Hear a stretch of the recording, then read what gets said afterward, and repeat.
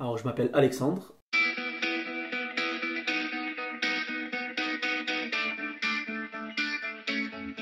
Ce qui est marrant, c'est qu'en fait, mes parents m'ont appelé comme ça. Et c'est ma grand-mère qui a voulu que je m'appelle comme ça. Et en fait, ce prénom, quand on regarde sa signification, ça veut dire celui qui aime les hommes, donc qui aime les gens autour de lui. Et c'est exactement comme ça que je me décrirais en principale qualité, c'est que je suis quelqu'un de très altruiste. Je suis quelqu'un qui est capable de s'arrêter sur la route avec s'il voit quelqu'un qui est en panne, qui va donner à un SDF en sortant du magasin ou qui va lui demander s'il a besoin de quelque chose. Voilà. Je suis souvent aussi en retard à cause de ça parce que je vais aider quelqu'un avant de partir. Donc voilà, c'est surtout comme ça que je me décrirais, quelqu'un qui, qui aimerait être un super-héros. Je suis un être humain qui agit, qui vit, qui fait des choses, qui fait des choix qui peuvent des fois être les mauvais, mais qui va toujours tout faire pour les arranger derrière. Je fais en sorte de ne pas être nuisible à la société.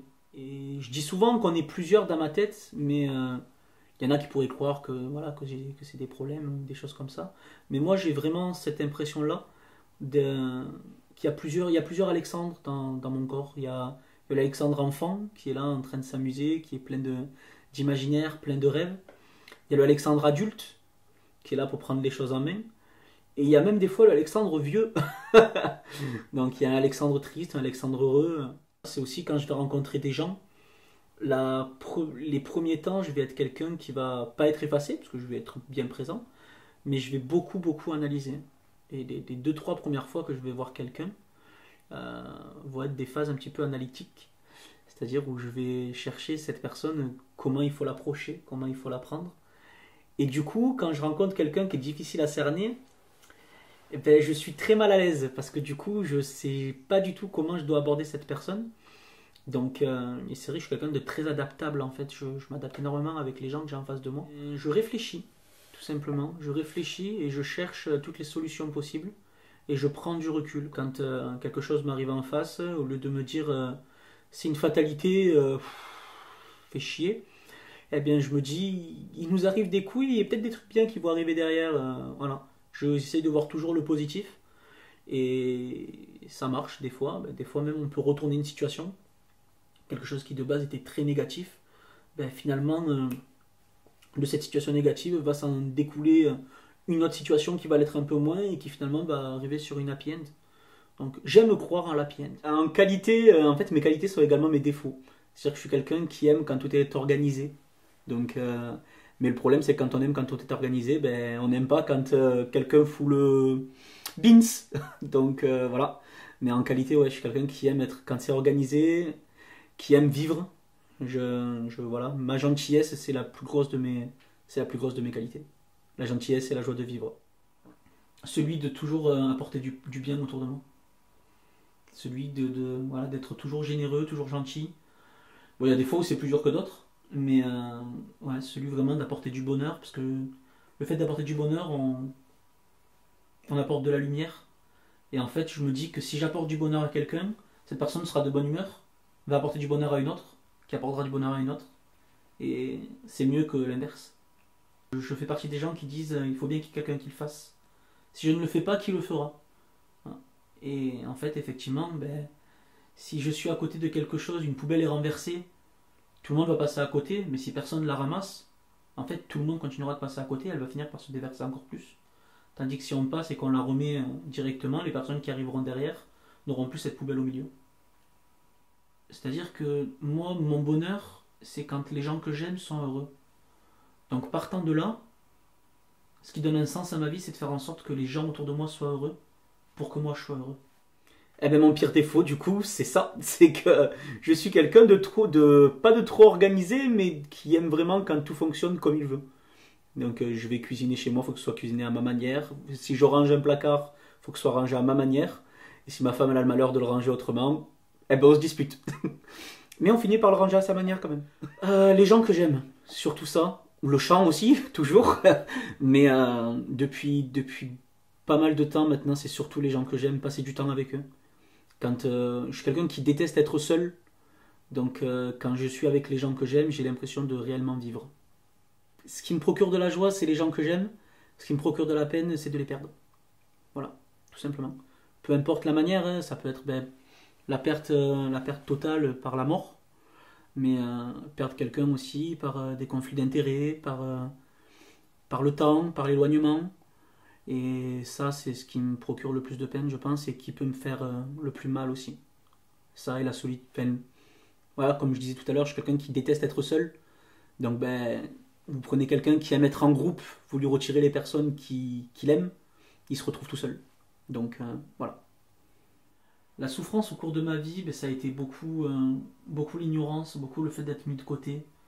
Un petit peu les moqueries aussi chez moi. Enfin, ma part de souffrance, en fait, ce qui est étrange, c'est que j'ai toujours dit que le foyer, la famille, c'était les choses les plus importantes. Mais en même temps, plus petit, c'est les choses qui m'ont fait le plus souffrir. Euh, J'arrivais à une période de ma vie où je préférais être au lycée, même si j'allais pas en cours. Donc j'arrivais au lycée à 8h, je rentrais à 18h, juste parce que ben, au moins j'étais avec mes amis, j'étais au lycée, tout se passait bien. Et où dès qu'il fallait que je rentre chez moi, je n'avais pas la moindre envie, quoi. Donc ouais, la période de souffrance de ma vie, ben, c'était chez moi en fait. C'était pas une période, c'était plus un endroit. Ma plus grande peur, c'est bête, parce que j'ai que 27 ans, donc je suis quelqu'un d'assez jeune. Ma plus grande peur depuis que je suis tout petit, c'est la peur d'être oublié. Peut-être dû à mon vécu, mais la peur d'être oublié, de me retrouver en fait plus tard, donc après ma mort ou des choses comme ça, et de rien avoir marqué, de ne pas avoir laissé mon empreinte dans ce monde, et que juste, ben, ce soit juste les personnes qui m'ont connu, qui se rappellent de moi, et qu'après, voilà, Alexandre qui, ben, vous savez, vous, ben, pas moi. Voilà. Donc c'est ma plus grande peur, c'est ça, c'est d'être oublié, de disparaître en fait, et comme si, voilà, comme si j'avais rien été, quoi. Quand les choses vont pas dans mon sens, je suis quelqu'un qui adore débattre, mais par contre, quand on débat, alors je vais peut-être revenir sur ce que j'ai dit, parce que c'est pas quand les choses vont pas dans mon sens, c'est quand les choses ne sont pas constructives plutôt. C'est-à-dire que je suis quelqu'un qui aime débattre avec les gens, j'aime beaucoup qu'on échange des points de vue, mais par contre, quand il n'y a aucune logique dans le débat ou que la personne en face va être contre-productive, ça par contre, ça peut me mettre en colère, et idem pour dans la vie de tous les jours, quand je vais travailler, des choses comme ça. Si la méthodologie qu'on m'impose n'a aucune logique, ça peut me mettre en colère parce que pour moi, ça n'a aucun sens. Les choses qui n'ont aucun sens ont le don de m'énerver. Le plus grand de mes regrets, c'est de ne pas avoir cherché à réellement percer dans la musique quand j'étais plus jeune. J'ai eu des occasions et, et en fait, ben, quand on est plus jeune, on pense à autre chose, on se dit j'aurai d'autres occasions. Et donc du coup, ben, je les ai loupés. Quand j'étais tout petit, mon grand-père me payait le conservatoire. Et à 7 ans, en sortant de l'école, on préfère aller jouer à la play plutôt qu'aller faire du solfège où en fait on sort de l'école, on retourne à l'école. Donc ça par exemple, c'est un de mes regrets. Enfin, voilà. Tous mes regrets ont toujours un rapport avec le monde artistique, le monde de la musique. Mais voilà, c'est cela mes plus grands regrets, c'est de ne pas avoir saisi les perches qu'on me tendait au bon moment. Et aujourd'hui, je rame pour essayer d'en trouver d'autres. Voilà. Alors, mes atouts physiques. Euh... Je suis pas quelqu'un de très sportif, mais mes atouts physiques, je dirais que j'ai quand même assez de force, donc ça va, selon comment j'attrape les choses. Mais mes atouts sont surtout psychologiques. Je suis quelqu'un qui a énormément de mental, quelqu'un sur qui on peut compter, et j'ai les épaules. Bizarrement, c'est fou de dire que ben, mes épaules sont mon atout physique et mon atout psychologique, mais je suis quelqu'un qui a la tête sur les épaules, donc c'est-à-dire que je vais facilement encaisser. Je vais encaisser et je vais pouvoir encaisser, analyser et réutiliser les choses. La seule différence, c'est que, ben, comme tout, hein, aussi bien physiquement que mentalement, ça a des limites, donc au bout d'un moment, on n'arrive plus à encaisser. Et c'est vrai qu'on dit que l'âge y joue, j'ai que 27 ans, mais c'est vrai que l'âge y joue aussi bien physiquement que mentalement. J'ai beaucoup moins de mal maintenant à encaisser les coups, ou alors je vais un peu plus réagir qu'avant, quoi. Avant, je pouvais rester impassible face à quelqu'un qui me disait toutes sortes de choses, je pouvais rester totalement impassible. Là maintenant, c'est vrai que selon le sujet, il y a aussi des sujets qui se sont rajoutés, donc, mais selon le sujet, il y a des fois où je peux perdre un petit peu mon sang-froid. Mes faiblesses ben, physiques, ce sera un petit peu ben, mon endurance, mon physique tout simplement, comme je disais tout à l'heure. Je suis quelqu'un qui a pas un physique ingrat, mais parce que j'ai quand même l'avantage d'avoir, on m'a toujours dit des beaux yeux, mais je suis quelqu'un qui, voilà, j'aime manger, et à contrepartie, ben, je prends du poids. Mais c'est tout, c'est le seul réel complexe que j'ai qui parfois peut vraiment me gêner. Parce qu'après, je suis quelqu'un de très décomplexé. J'aime vivre avec les gens, j'aime Voilà, ça me dérange pas. Entre amis, même de montrer mes fesses s'il le faut. Voilà. Et psychologique, ça peut être dès qu'on va toucher en fait à ma famille. Si on touche à ma famille directement, que ce soit sur le plan de la colère, enfin n'importe quelle émotion, je suis quelqu'un qui peut se mettre à fond. Vous faites rentrer mon père là maintenant en me faisant une surprise, et je peux fondre en larmes et ne pas m'en remettre pendant une bonne demi-heure, quoi. J'essaye de prendre du temps pour moi, mais la plupart du temps en ce moment, je suis avec mon fils du coup quand je ne travaille pas. Que s'il y a ma femme qui ne travaille pas également, on essaye de rester en famille. Mais sinon, en général, je suis avec mon fils. Et quand mon fils dort, je vais écouter de la musique. Je suis quelqu'un qui est fan d'animation japonaise. Donc, je vais essayer de prendre un petit peu de temps pour moi, de me focaliser un petit peu sur mes plaisirs, jouer à la console, écouter de la musique, regarder des animés et voir des personnes qui me sont proches. Le chant, la musique et le chant, surtout le chant. Et je dirais même plus, avant c'était seulement chanter. Aujourd'hui c'est chanter sur scène. C'est une passion en fait, j'ai eu ma première vraie scène à l'âge de 11-12 ans. Parce que bon, après je chantais toujours dans les fêtes de famille, sur la table, sur la chaise, sur le banc, sur le toboggan, sur tout ce qui est possible et imaginable. Mais à l'âge de 11 ans, j'ai goûté à la scène. Et en fait, j'ai découvert un autre monde, un univers en fait qui est vraiment particulier où on est. Je disais au début que je suis celui qui voulait être un super héros. En fait, quand on est sur scène, on est ce super héros. On est le héros de sa propre histoire. Même des fois, c'est juste pendant une chanson, donc ça va être pendant 4 minutes, 4-5 minutes, peut-être moins. Mais pendant ces 4 minutes, on est le héros de notre histoire. On est mis en lumière, on est intouchable. Ce qui est quand même paradoxal parce que on dit toujours que sur scène, un artiste, il est mis à nu. Et on est mis à nu en étant intouchable. Et c'est ça en fait qui est magique. Donc moi, c'est vraiment ouais, ma passion, c'est chanter sur scène. Chanter sur scène, seul, à plusieurs, parce que j'ai aussi découvert le plaisir de chanter à plusieurs. Mais partager avec des gens de cette manière-là, on a un ressenti qui est décuplé parce qu'on envoie notre émotion, on envoie ce qu'on a à dire, mais on a aussi le ressenti des gens, l'atmosphère en fait qui va se changer. Enfin, quand on va chanter une chanson qui va bouger, qui va faire la fête, on va ressentir cette ambiance de fête. À l'inverse, quand on va chanter une chanson qui nous touche, où on va avoir beaucoup d'émotions, l'atmosphère de la salle va changer et on va ressentir l'émotion des gens. Ma famille, l'amour, c'est la chose qui est la plus inestimable. On peut pas quantifier on peut pas quantifier l'amour. On peut pas dire je te donne 10 amours. Voilà. Donc les gens qui vont dire oh, ce qui a de la valeur c'est l'argent, c'est les bijoux, c'est les choses matérielles, ça a de l'importance, mais oui donc l'argent ne rend pas heureux. Ce qui est important c'est les moments, c'est ce qui a de la valeur c'est ça, c'est vivre un bon moment avec les gens qu'on aime, c'est rire, c'est pleurer de rire, c'est aimer, c'est voilà, c'est le foyer en fait. Ouais, le mot que je vais revenir c'est le foyer. Ce qui a de la valeur c'est le foyer. L'animation japonaise, et notamment Dragon Ball, c'est ce qui m'a apporté bizarrement la plupart de mes valeurs. Ne jamais renoncer, l'amitié, l'amour des parents, des proches, c'est ce qu'il y a de plus important. Que peu importe l'adversité, on peut se relever en devenir plus fort. Que la gentillesse, ça apporte énormément. Qu'on peut réussir à transformer quelqu'un qui de base était mauvais en quelqu'un de gentil, rien qu'en étant compréhensif et gentil avec lui.